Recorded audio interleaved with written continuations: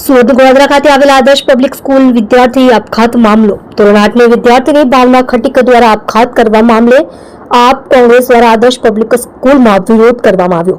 School દ્વારા તાત્કાલિક પોલીસને જાણ કરવામાં આવી। સુરતની ગોધરા પોલીસ આદર્શ પબ્લિક સ્કૂલ પહોંચતા મામલો થાળે પાડવાનો પ્રયાસ। તમે જોઈ રહ્યા છો ગુજરાત સમ્રાટ news channel. Chief editor Bhavesh પાટીલની સાથે। जी आपનું નામ? મારું નામ મુકેશ પારા છે અને અમારી સ્કૂલનું નામ આદર્શ પબ્લિક સ્કૂલ છે અને હું અહીંયા ટ્રસ્ટી તરીકે છું। તો આ જે ઘટના બની છે તે સંપૂર્ણ રીતે કઈ રીતની ઘટના છે અને સ્કૂલ તરફથી આ ઘટનાને લઈને શું કહેવામાં આવી રહ્યું છે? સાહેબ, આ ઘટના અમારી સ્કૂલથી અમે કાંઈ સાહેબ સ્કૂલનો મેટર નથી, આમાં જરાય નથી। અમે સ્કૂલમાં અમને કહેવામાં આવ્યું કે તમે ફીનું દબાણ કરો છો। અમે ફીનું દબાણ કરતા જ નથી। છોકરાઓને અમે જાણ કરતા જ નથી કે તમારી ફી બાકી છે, આવી ગઈ છે, કેટલી બાકી છે। છોકરાઓને આ સુધી ખબર નથી। અમે સીધા વાલીને જ જાણ કરીએ છીએ તમારી આ ટર્મની બાકી છે કે 6 મહિનાની બાકી છે કે વર્ષની બાકી છે।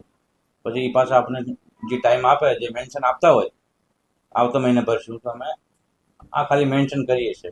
પણ બાકી અમે ફી માટે છોકરાઓને તમે બધા વાલીને તમે ફીડબેક લઈ શકો। સ્કૂલના સીસીટીવી વાયરલ થયા હતા જેમાં બાળકીને જે ટીચરો જે રૂમમાં બેસતા હોય છે ત્યાં 2 થી 2.5 કલાક સુધી બેસાડવામાં આવી હતી। અમે છોકરીને નીચે શા માટે બેસાડી હતી કે એક્ઝામ જ્યારે એક્ઝામ લેવાની હતી ને અને ટાઈમની પહેલાં આવેલી હતી સ્કૂલમાં, તો આને વાલી હારે વાત કરવાનું હતું। વાલી ટાઈમ આપ્યું હશે કે ભાઈ એ દિવસે આપણે વાત કરવાની છે ફી માટે, છેલ્લી એક્ઝામ હતી, આને વાત કરવા માટે વાલીને આને નીચે બોલાવ્યા હતા। વાલી ફોન ઉપાડતા નહોતા તો બેબીને નીચે બોલાવી અને ખાલી ટીચર ભાઈ બેહાડી।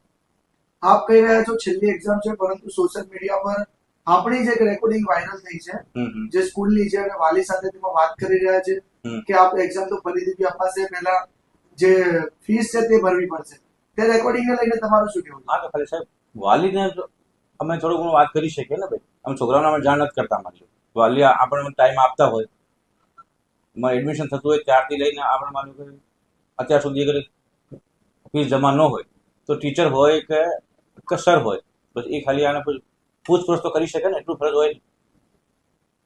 અત્યારે વિરોધ માટે આવેલા કેટલાક લોકો, શું કહેવામાં આવ્યું? સાહેબ, એ 15-20 જણા જે આવ્યા છે એ લોકોનું શું મકસદ છે એ અમને તો ખબર નહીં, પણ અમને સ્કૂલને પ્રશાસનને